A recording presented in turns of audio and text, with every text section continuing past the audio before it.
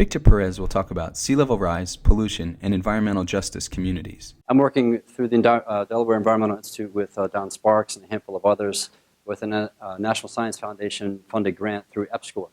And so part of the EPSCoR mission in this work is to give back the information and the research and so forth to the communities that we're studying.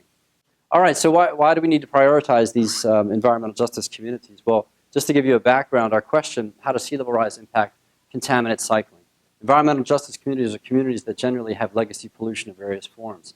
Southbridge, for example, has a history of industry, and it's left a lot of things in the soil, such as arsenic, chromium, and lead.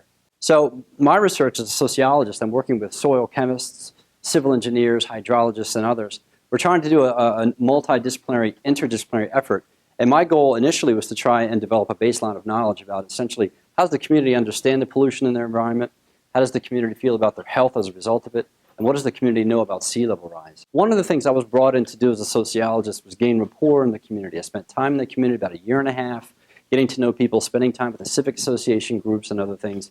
And after a while, I was able to start doing surveys. So one of the things that I needed to make sure we did was directly and as clearly as possible connect the impact of the environmental health burdens to their health.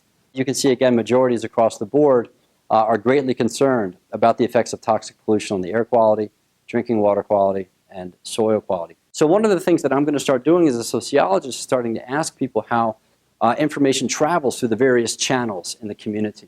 And one of the things that we're going to start doing is creating information, pamphlets, and so forth about sea level rise in Southbridge and disseminating it through those channels, right? So not just a pamphlet, but a pamphlet as well as word of mouth, as well as a video, as well as a workshop, and so forth, actually traveling through the variety of channels that that knowledge passes through a community in.